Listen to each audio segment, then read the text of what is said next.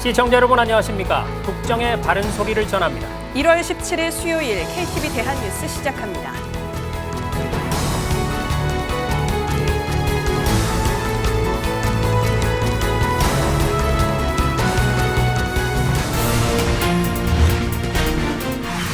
윤석열 대통령이 상생의 금융, 기회 사다리 확대를 주제로 네 번째 민생 토론회를 열었습니다.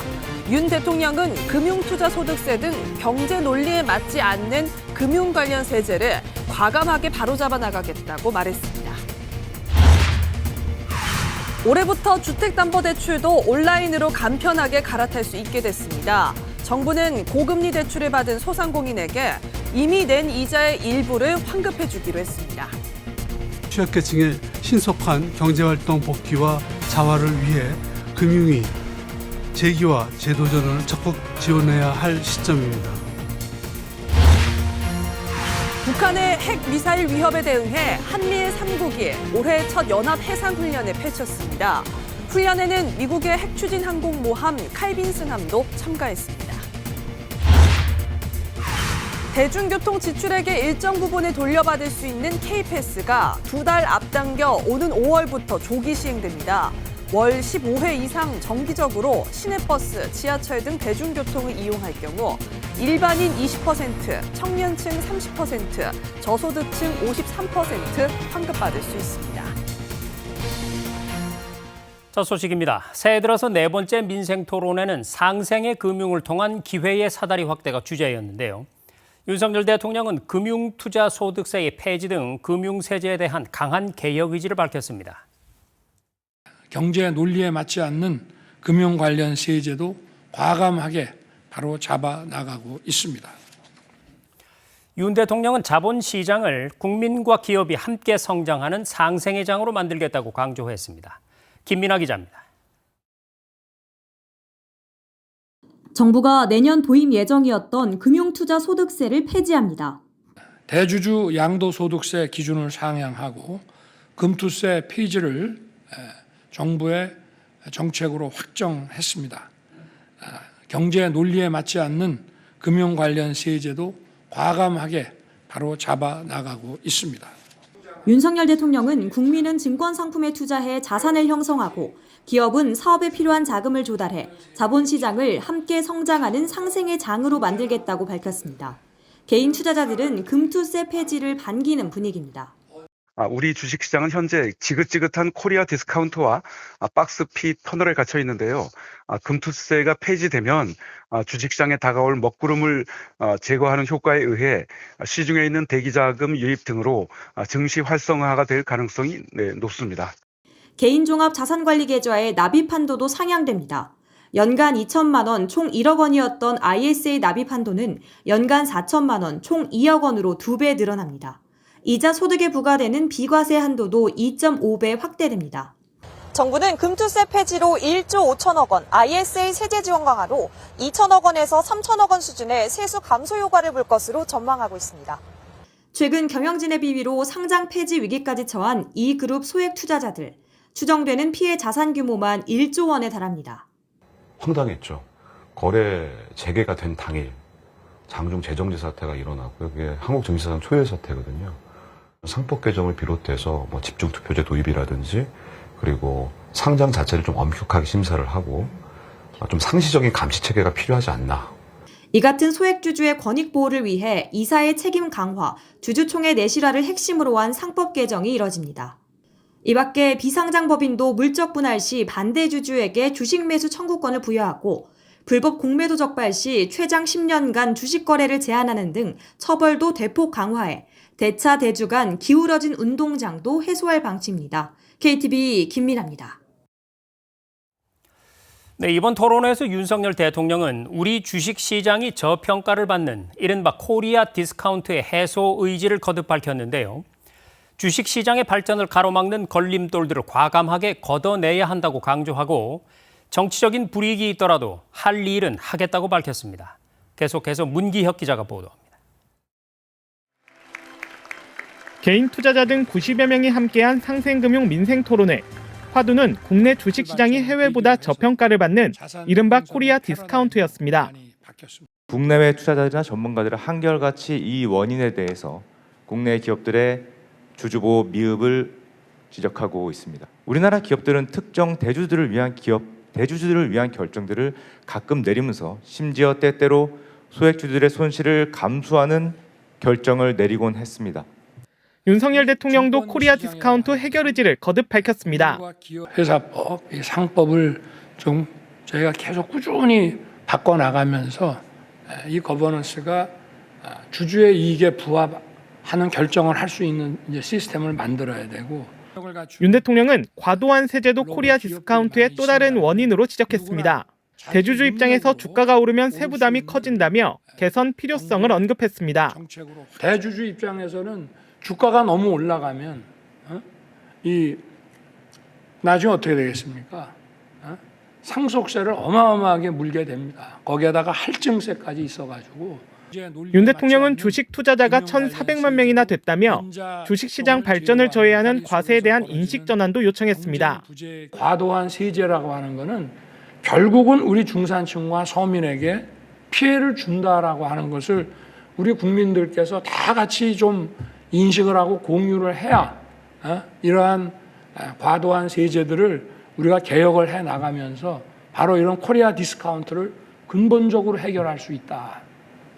윤 대통령은 대통령령으로 할 수 있는 건 정치적 불이익이 있어도 과감하게 밀어붙이겠다면서 법 개정 사안에 대해선 뜻을 모아달라며 주식시장 활성화 의지를 재차 강조했습니다.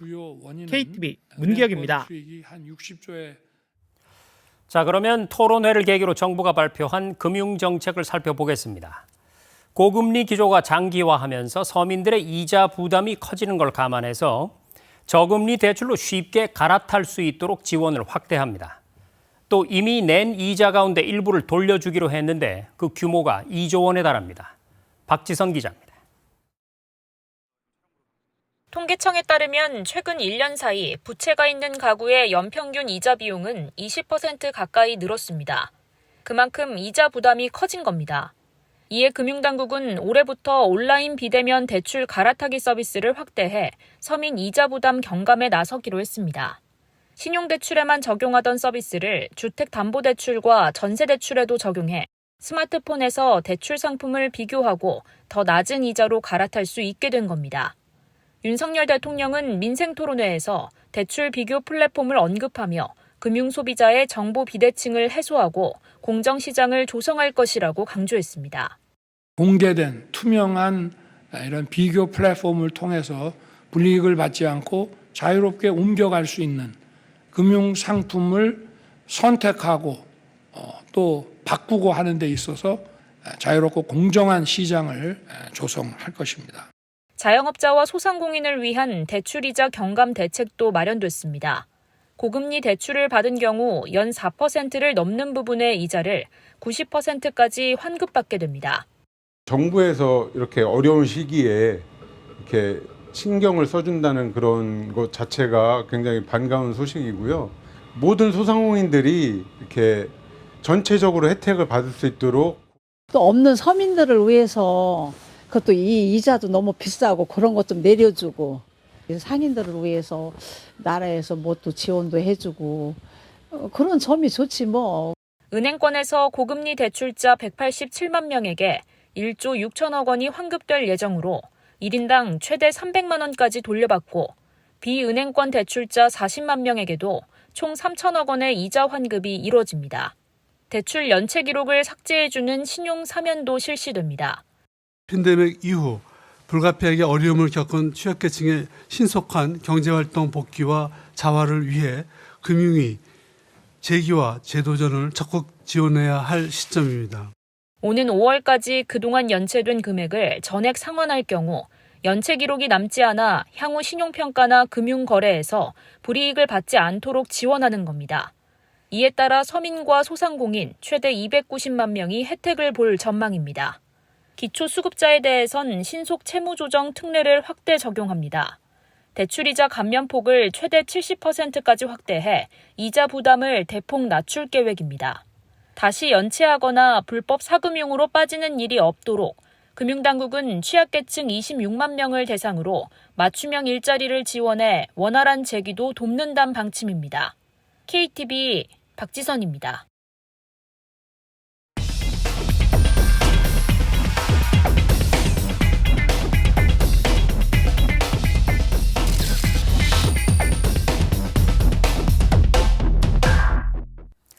정부가 북한의 불법 해상 활동을 막기 위해서 선박에 대한 독자 제재에 나섰습니다.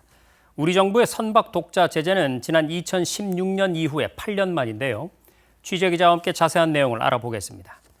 자, 김현지 기자, 정부가 이번에 독자 제재의 대상으로 지정한 선박이 모두 11척이죠. 네, 그렇습니다. 외교부는 북한이 불법 해상 활동으로 물자와 자금을 조달해서 핵미사일을 개발해왔다고 설명했습니다. 그러면서 이번에 지정된 선박들이 북한 선박과의 해상 환적과 대북 정제유 밀반입, 중고 선박 반입 등으로 유엔 안전보장이사회 결의를 위반했다고 밝혔습니다. 제재 대상 선박은 남대봉, 뉴콩크, 유니카, 리톤 등인데요. 총 11척 선박 가운데 9척은 정부가 세계 최초로 독자 제재에 지정한 겁니다. 이번 조치는 정부가 2016년 3월 이후 8년 만에 선박 독자 제재를 재개한 겁니다. 자, 선박뿐만이 아니고 이 개인과 기관도 독자 제재 명단에 올랐다고 하던데 어떤 대상입니까? 네, 그렇습니다. 석탄 밀수출과 중고 선박 반입 등에 관여한 북한 무역회사 직원 박경란과 민명학, 그리고 만강, 리상, 유아무역이 대북 독자 제재 대상으로 지정됐습니다. 이번 조치는 윤석열 정부 출범 이래 15번째 독자 제재입니다. 그동안에는 무기거래와 금융거래 등의 불법 활동에 관여한 대상을 대거 제재했는데요. 이번 조치로 해상 분야까지 포괄하는 촘촘한 제재망을 구축하려는 것으로 볼 수 있겠습니다. 네, 이런 가운데 우리나라와 일본의 북핵 수석 대표가 서울에서 만났죠. 할 얘기가 많았을 텐데 어떤 얘기가 나왔습니까? 네, 북한이 새해 들어서 서해 포사격에 이어서 또 탄도미사일까지 발사하면서 도발을 계속하고 있고요. 또 최선희 북한 외무상의 러시아 방문을 계기로 북한과 러시아 두 나라 간의 군사 협력이 확대될 가능성도 제기되고 있습니다. 김건 외교부 한반도 평화교섭본부장과 일본 나마즈 히로유키 외무성 아시아대양 주국장이 만나서 이러한 북한의 핵미사일 도발과 긴장 고조 행위, 또 러북 군사협력에 대한 대응 방안을 논의했습니다. 한미는 북한이 한반도와 영내 긴장을 고조시키는 무모한 언행을 계속하고 있는 것을 규탄하면서 북한 행동에 긴밀히 공조해 대응해 나가겠다고 밝혔습니다. 또 러북 교류와 협력에 대해서는 안보리 결의와 관련 국제법을 철저히 준수하는 가운데 이루어져야 한다고 강조했습니다. 18일에는 김 본부장과 정박 미국 국무부 대북고위관리의 한미 북핵수석 대표 협의, 또 한미일 북핵수석 대표 협의가 열립니다. 한미일 3국이 북핵수석 대표 협의를 하는 건 지난해 10월 이후 3개월 만인데 협의에서 논의되는 대응 내용도 지켜봐야겠습니다. 네, 지금까지 북한 선박 독자 제재 문제 그리고 한일, 한미일 북핵 대표 간의 협의 내용을 살펴봤습니다. 김현지 기자, 잘 들었습니다.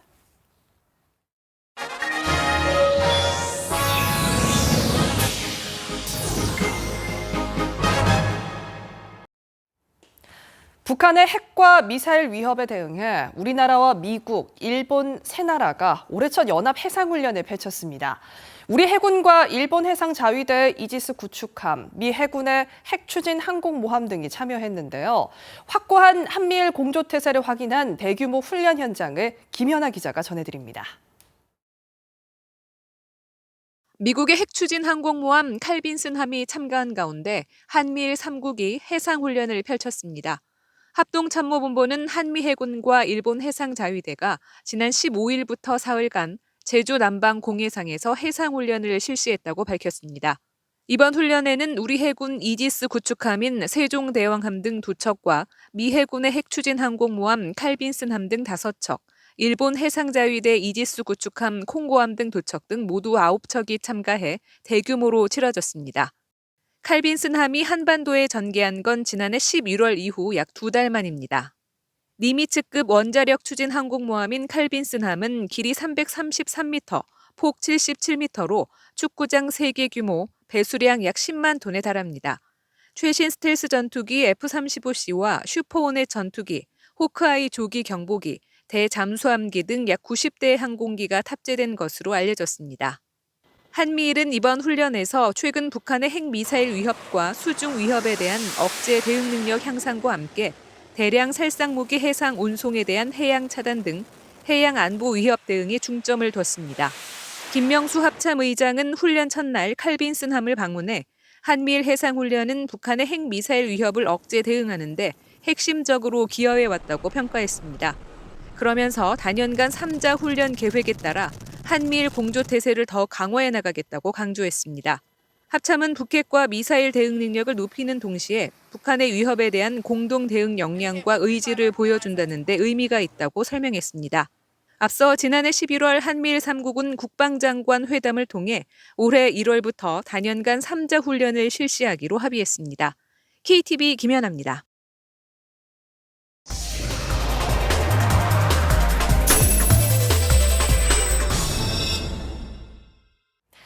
올해 들어 전국적으로 대중교통 요금이 오르면서 시민들의 부담이 커지고 있죠. 정부가 대중교통을 이용한 횟수나 금액에 비례해 일정 금액을 돌려주는 K패스 제도를 계획하고 있었는데 계획보다 2달 앞당겨 5월부터 시행하기로 했습니다. 보도에 이리나 기자입니다. 올해부터 시내버스와 도시철도 요금 모두 일제히 오른 대전광역시.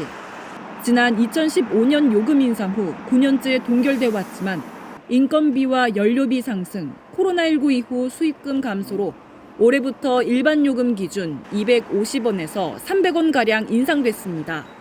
다른 지역인 대구를 비롯해 인근의 경산과 영천의 대중교통 요금도 13일부터 올랐습니다. 시민들은 고물가 속 공공요금 인상이 부담스러울 수밖에 없습니다. 병원에 다니는데 자주 이용하는데 버스비가 오르면 많이 부담이 됩니다. 정부는 이런 부담을 덜기 위해 지하철과 버스를 통합한 대중교통비 환급제 K패스를 5월부터 시행합니다. 당초 7월 시행이 계획이었지만 정부의 물가 부담 완화 기조에 맞춰 시행 시기를 2달 앞당긴 겁니다. K패스는 한 달에 최소 15회 이상 버스나 지하철을 타면 지출한 금액의 일정 비율을 다음 달 돌려받을 수 있는 제도로 환급 비율은 일반인 20%, 청년층 30%, 저소득층은 53%에 이릅니다. 대중교통비로 한 달에 7만 원을 지출할 경우 일반인은 14,000원, 청년은 21,000원, 저소득층은 37,000원을 돌려받을 수 있습니다. 카드사별 추가 할인 혜택을 고려하면 교통비 절감 효과는 더 클 것으로 보입니다. 아무래도 그게 도입이 되면 경제적 부담이 줄기 때문에 교통 비용에 있어서 큰 도움이 될 것으로 생각하고 있습니다. 광역교통 이용자들도 K패스 사용이 가능합니다. 3월 중 부분 개통 예정인 수도권 광역급행철도 GTX-A와 광역버스 등 비교적 비용이 많이 드는 교통편을 이용할 때도 쓸 수 있도록 했습니다. 이용의 편의성도 높였습니다. 현재 시행 중인 알뜰 교통카드의 경우 이동거리를 기준으로 마일리지가 지급되다 보니 매번 출발과 도착을 모바일 앱에 기록해야 하는 번거로움이 있었지만 K패스는 지출 금액에 따라 자동으로 환급됩니다. K패스는 기존의 알뜰 교통카드나 신용카드를 이용하는 사람들이 별도의 카드 재발급 없이 전국 어디서나 이용할 수 있습니다. 알뜰 교통카드를 사용하고 있는 이용자는 추후 K패스로의 회원 전환 절차만 거치면 사용할 수 있고 신규 이용자는 5월부터 K패스 누리집이나 모바일 앱 등을 통해 교통카드 상품을 골라 서비스를 이용할 수 있습니다.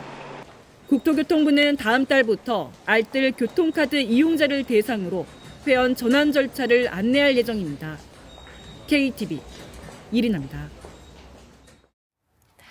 일하는 부모들의 육아 부담을 줄여줄 해법을 찾는 자리가 마련됐습니다. 이 자리에 참석해 의견을 수렴한 이정식 고용노동부 장관은 육아휴직 제도를 눈치 보지 않고 활용할 수 있는 환경을 만들겠다고 밝혔습니다. 윤현석 기자의 보도입니다. 2022년 우리나라의 경력단절 여성 수는 139만 7천여 명.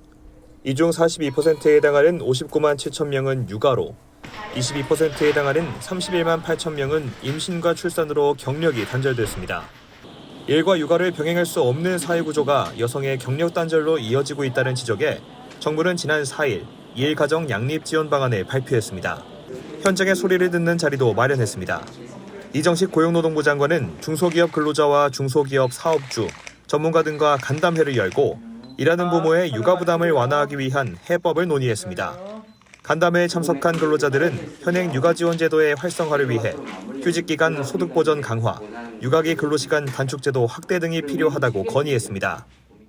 출산휴가하고 육아직을 구분하다 보니까 이런 부분에서 단점이 있더라고요. 하나의 육아제도로 사용했다면 제가 한 번만 사용하고 1년 이상을 사용할 수 있었을 텐데 그 부분이 좀 아쉬웠던 부분. 사업주들은 육아지원제도를 활용할 경우 대체인력 수급에 어려움을 겪는다고 말했습니다. 이어 육아휴직자 복귀 지원과 휴직자 업무 공백 해소를 위해 기업 규모에 상관없는 인센티브 제공 등 지원책을 마련해달라고 요청했습니다. 현장의 목소리를 들은 이 장관은 남성의 돌봄 참여 확대와 실질적 사용 여건 조성 등 일하는 부모의 육아 부담을 완화하는 데 노력하겠다고 밝혔습니다. 눈치 안 보고 갈 수 있는 편하게. 그리고 절차가 까다롭다 이래서 쉽게. 그래서 내가 정책 방향을 가지고 이제 그 제도 개선을 지속적으로 추진을 하고 있다.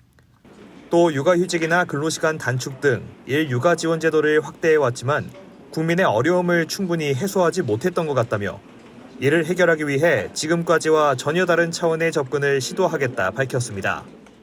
육아 친화적 직장 문화 조성을 위해 기업의 동참을 당부한 정부는 육아 친화적 기업에 대한 인센티브 강화 등 방안도 마련하겠다고 밝혔습니다. KTV 윤현석입니다.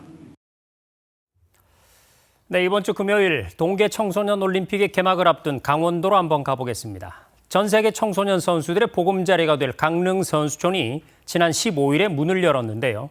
토마스 바흐 국제올림픽 위원장이 선수촌을 찾아서 준비 상황을 점검했습니다. 강원 2024 특별 취재팀 김찬규 기자가 취재했습니다. 지난 15일 문을 연 강릉 선수촌은 전 세계 곳곳에서 모인 선수들의 웃음소리가 가득합니다. 국적과 상관없이 하나된 선수들의 공놀이가 한창입니다. 입촌한 선수들은 빨간색 유니폼을 맞춰 입고 줄지어 이동합니다. 선수 교육 프로그램이 열리는 텐트에서는 오락을 하며 대회 전 긴장을 풀고 체육시설에서는 막바지 체력 단련에 땀을 쏟습니다. 토마스 바흐 국제올림픽위원회 위원장은 2024 강원 동계 청소년 올림픽 개회를 앞두고 선수촌을 찾았습니다. 바흐 위원장 주변은 올림픽 배지를 받으려는 청소년 선수들로 북적였습니다. And all okay? Yeah, really enjoyed. The food is okay? Yes, everything's okay. So then everything is okay. 대학교 기숙사로 쓰이던 건물에는 샛노란 이불이 깔렸습니다. 마스코트 뭉초가 선수들을 반깁니다. 세면도구부터 방한용품까지 준비됐습니다. 바흐 위원장은 선수들이 누울 매트리스에 직접 앉아보며 시설을 하나하나 점검했습니다. 한식과 양식, 채식과 할랄 음식까지 다양한 식단이 준비된 식당은 선수들로 가득했습니다. 선수들은 미소를 머금고 양볼 가득 음식을 즐깁니다. What I can say from this visit here in the village that I'm really very, very impressed by the quality of the accommodation and what I'm hearing from the athletes. They're all very happy. 대회 기간 선수촌은 강릉과 정선에 각 한 곳씩 마련됩니다. 정선 선수촌은 18일 공식 개촌합니다. 전 세계 79개국에서 찾아온 1,800여 명의 선수들은 19일 꿈을 향한 발돋움을 시작합니다. KTV 김찬규입니다. 2024 강원 동계 청소년 올림픽은 선수들뿐 아니라 관람객들에게도 잊지 못할 축제의 장이 될 걸로 보입니다. DJ가 있는 야간 스케이트장이 문을 여는가 하면 올림픽 스타들이 함께하는 토크 콘서트를 비롯해서 다양한 문화예술 공연도 열립니다. 계속해서 특별 취재팀 최다희 기자입니다. 강원 동계 청소년 올림픽 대회를 2일 앞둔 강릉. 강릉 하키센터 앞에는 페스티벌 사이트가 설치돼 있습니다. 청소년 올림픽에만 있는 페스티벌 사이트는 청소년들이 경기뿐만 아니고 경쟁보다는 모두가 함께 즐기고 배우는 그런 축제의 장이라고 말씀드릴 수 있습니다. 강원 2024 페스티벌 사이트의 주제는 렛츠 플레이 윈터. 전 세계 청소년들과 강원 2024의 경험을 함께 나누고 즐기자라는 뜻이 담겨져 있습니다. 강원 2024 페스티벌 사이트는 경기가 열리는 강릉, 평창, 정선, 횡성을 중심으로 다양한 스포츠와 문화체험 등 즐길거리가 마련됩니다. 대표적으로 강릉 하키센터에 야외 아이스링크가 조성됩니다. 낮에는 평범한 스케이트장이지만 밤에는 DJ 스케이트 나이트의 무대로 변신합니다. 이곳에서 쇼트트랙 국가대표 최민정과 전 피겨스케이팅 국가대표 박수연이 일일 코치로 나서는 아이스 원포인트 레슨도 진행됩니다. 평창 올림픽 기념관에서는 강원 2024 홍보대사 김연아 윤성빈과 유승민 국제올림픽위원회 위원의 올림피언 토크 콘서트도 열립니다. 이외에도 대회 기간에 국내외 발달장애 작가들이 참여하는 특별 전시가 진행되며 대한민국 최고의 예술가들이 이끄는 오케스트라, 합창, 발레 등 7개 공연단의 다양한 문화예술 공연이 펼쳐집니다. 한편 오는 27일과 28일 평창동과 강릉 아이스하키 센터에서는 K 콘텐츠를 대표하는 K-팝 콘서트와 K-컬처 페스티벌을 통해 강원 문화예술의 매력을 감상할 수 있습니다. KTV 최다입니다. 식품의약품안전처가 강원 동계 청소년 올림픽 심판 2명이 노로바이러스 확진 판정을 받았다고 밝혔습니다. 식약처는 앞서 식중독 의심 증상을 보인 대회 관계자 6명을 검사한 결과 이 중 2명에게서 노로바이러스가 검출됐다고 설명했습니다. 방역당국은 조리실 등 시설 환경에서 바이러스가 검출되지 않은 만큼 환자들이 대회 참가 전 감염됐을 가능성에 무게를 싣고 있습니다. 윤석열 대통령이 학교 폭력 조사를 교사가 아닌 전문가에게 맡길 수 있는 제도를 확대하는 등 교육 현장의 어려움에 대해 근본적인 해결 방안을 찾아가겠다고 강조했습니다. 윤 대통령은 오늘 열린 교육계 신년 교례회에 참석해 교권이 확립돼야 학생 인권이 보장된다며 이같이 밝혔습니다. 또 교육 혁신의 속도도 높여야 한다면서 학생들의 창의력을 기를 수 있는 교육 프로그램이 필요하다고 말했습니다. 신년 교례회는 매년 열리는 교육계의 가장 큰 신년 행사로 대통령이 참석한 건 지난 2016년 이후 8년 만입니다. 한덕수 국무총리가 세계경제포럼 다보스 2024에 참석했습니다. 한 총리는 인공지능 분야에서 한국 기업들이 선도적 역할을 할 것이라고 역설하는 한편 기후변화 대응과 에너지 안보 강화에 있어서 원전의 중요성도 강조했습니다. 자세한 소식 김용민 기자가 보도합니다. 한덕수 국무총리가 스위스 다보스에서 열리고 있는 세계 경제 포럼에 참석해 AI와 원자력에 대해 언급했습니다. 한 총리는 인공지능 세션에 패널로 참석해 선진국과 개도국 간 AI 격차를 언급하며 한국 기업들이 인공지능 분야에서 선도적 역할을 할 것이라고 강조했습니다. The first thing is how can we make our AI literacy widely, available within Korea as well as outside Korea, some countries where Korean can help. 한 총리는 이를 위해 지난 9월 발표된 한국의 디지털 권리 장전을 언급하며 올해부터 아세안 지역의 디지털 전환 지원 사업을 추진하고 있다고 설명했습니다. 한 총리는 또 원자력 세션의 선도 발언을 통해 기후 변화 대응과 에너지 안보 강화에 있어 원전의 중요성을 강조했습니다. 이어 소형 모듈 원전 등 한국의 정책 등을 소개하며 재생에너지의 원전을 포함시킨 무탄소 에너지 이니셔티브에 대한 국제사회의 참여를 당부했습니다. 한 총리는 이와 함께 판민진 베트남 총리와 만나 지역 문제에 대해 의견을 나누고 풍력 터빈 기업 베스타스사의 헬릭 앤더슨 회장 등 기업인들과 만나 협력 방안을 논의했습니다. KTV 김용민입니다.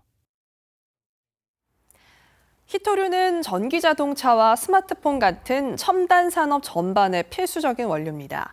하지만 중국 등 특정 지역의 생산이 편중돼 있어 글로벌 공급망 확보에 어려움이 많은데요. 정부가 히토류의 특정국 의존도를 낮추기 위한 신통상 정책 마련에 나섭니다. 조태영 기자입니다. 첨단 산업의 생명줄 내지 4차 산업혁명의 쌀로 불리는 히토류. 스마트폰, 전기자동차 등 산업계 전반은 물론 방위산업과 우주산업에도 필수적인 원재료입니다. 앞으로 미래 산업이나 첨단 산업 내에서 향후 몇십 년간은 가장 중요한 핵심 역할을 할 거라고 판단이 되고 있고요. 친환경으로 이제 지구가 움직이고 있잖아요. 전 지구가. 근데 친환경 사업의 가장 중요한 핵심 소재가 될 거다. 하지만 현재 생산 지역이 중국 등 특정 지역에만 편중돼 있어 공급망 형성에 제약이 따릅니다. 세계 히토류 생산의 80% 이상을 차지하고 있는 중국은 자원 무기화를 본격화했습니다. 정부는 미래 산업의 핵심적인 히토류를 확보하기 위해 촉각을 곤두세우고 있습니다. 정인교 통상교섭본부장은 지난 11일 취임 후 첫 행보로 히토류 금속 생산업체를 방문했습니다. 국내 최초 히토류 생산 공장인 이곳은 희소금속 채광과 가공 전문 업체인 호주 ASM의 한국 법인으로 2022년 첫 문을 열었습니다.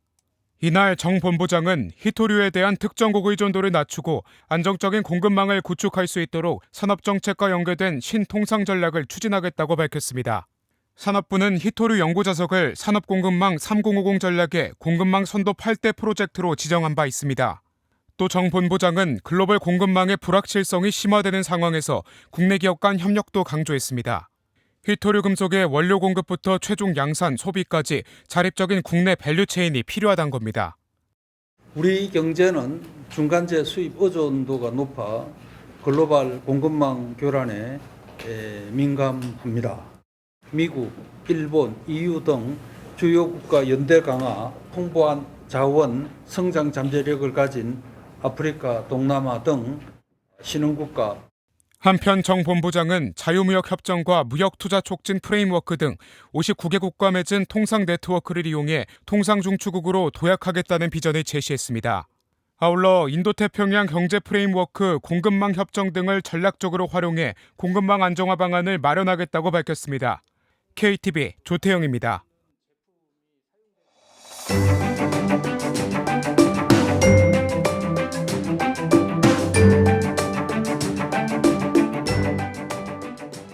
안녕하세요. K웨더 라이프스타일 예보 신지수입니다. 레이더 영상을 보시면 현재 중부지방과 전라 서해안을 중심으로 비나 눈이 오고 있습니다. 서울 등 수도권에 내리던 눈은 비로 바뀌어 내리고 있는데요. 이 비와 눈은 오늘 저녁에서 밤사이 남부지방으로도 확대되겠습니다. 퇴근길 곳곳에서 미끄럼 사고에 조심하셔야겠습니다. 앞으로 수도권엔 5mm 안팎의 비나 1cm 안팎의 눈이 더 내리겠습니다.